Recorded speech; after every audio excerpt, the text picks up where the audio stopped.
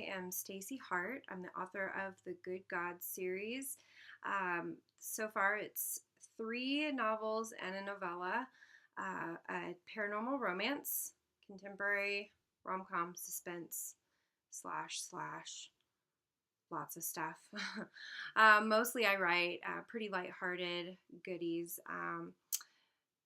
Here's the cover. This is for Deer in Headlights. This is book 1 of the series. This is what I'm going to be reading today for chapter 1. And I'm really excited to be participating. So I hope you guys are enjoying all the awesome videos. She followed him through the tall grass of an open field, her outstretched fingertips brushing poppy petals as she walked past. The sun broke over the ridge of the mountains before her, bathing the valley in the soft glow of dawn. He looked over his shoulder as he reached for her hand, and she slipped her fingers into his. He pulled her into his arms and pressed his lips into her hair. "I love you," he whispered, and she closed her eyes, memorizing the feel of his arms around her. Dita's eyes flew open when her iPod alarm blared Dancing Queen, and she reached over, blindly slapping at the dock's off button. Perry the Dream Crusher. Her best friend was the only person who could be demented enough to wake her up with ABBA. Dita slumped back in bed and squeezed her eyes shut, hoping for a few more minutes of sleep as she mourned the loss of her dream, knowing she'd never stop missing him. Pain flashed through her chest like a comet, and she hugged the pillow closer, wishing she could drift away again, but it was no use. She was awake. With a sigh, she grabbed a handful of her fluffy comforter and flung it off. She breathed deep as she slid off the bed, then patted her way into the bathroom, pausing at the counter when she caught her reflection in the mirror. Aphrodite, goddess of love, had lived for thousands of years, had hundreds of lovers, and made millions of love matches. She had seen the world through feast and famine, through war and through peace. She had loved and she had lost, but she had always endured. From ancient Greece and Rome to castles in France and Britain, she had lived all over the world and seen it all, through corsets and knickers, flapper dresses and polyester, big hair and blue eyeshadow, but she'd never enjoyed a time period as much as the one she was currently in. She leaned over the sink, fluffed her long blonde hair, and ran her fingers under her bright blue eyes, giving herself a subconscious duck face as she inspected her reflection. A tiny weight sat on her bare foot, and she looked down to find her mini Pomeranian, Bijou, with his fluffy copper head quirked and his dark eyes looking up at her. She smiled as she bent to pick him up, nestling him into her side as she scratched his head, murmuring to him in French as she walked into her living room. She dropped into a red velvet armchair, flipped her dog onto his back, and scratched his tummy until his leg thumped. Bijou was an automaton, made especially for her by her husband, Hephaestus, an inventor. He looked exactly like a living dog, sans excrement and dying, which was perfect for the immortal goddess with no yard.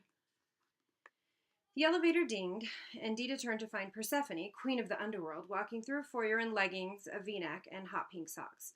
Her big hazel eyes peered at Dita over nerdy black glasses, and her long dark hair hung loose around her face. She gave Dita a smile and plopped down on the couch, propping her neon feet on the arm. "Morning." "Nice alarm, asshole. Hades sadism is worn off on you in a way I don't know that you'll ever quite shake." Dita wiggled her fingers in the arch of Perry's foot. Perry squealed and tucked in her feet to keep them out of reach. "I aim to please. I know how much you love ABBA." "I will never forgive Apollo for those Swedish harpies," Perry giggled. "So did you come up just to gloat, or did you need something?"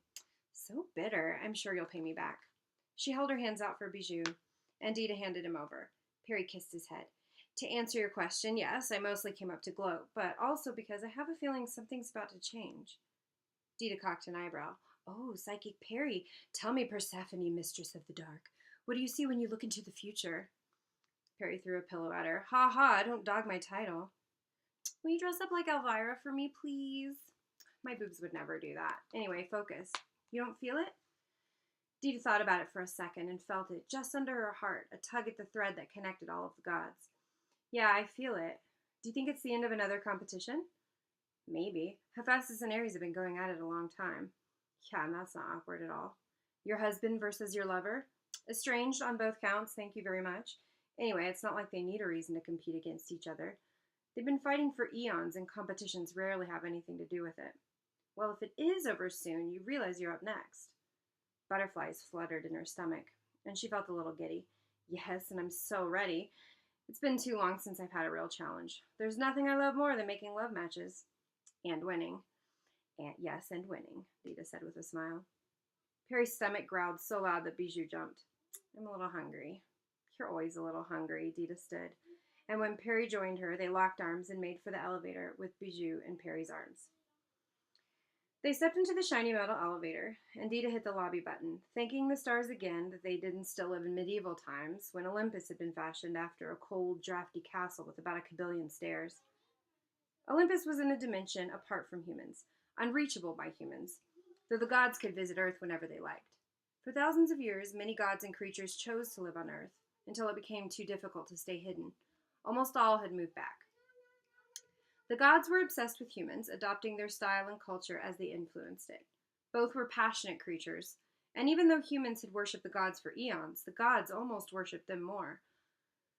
Olympus was always modeled after the most intriguing architecture and culture of the time, and at that moment was fashioned after a high-rise luxury apartment building in New York City, a city they loved so much that every window and every patio looked out over Manhattan. So that's pretty much my time. Thank you so much for watching. Definitely subscribe to chapter 1, and be sure to one click if you're interested. There should be links down there for you. So yeah, I hope that you enjoyed it. Thanks so much for watching, and we will see you guys next time.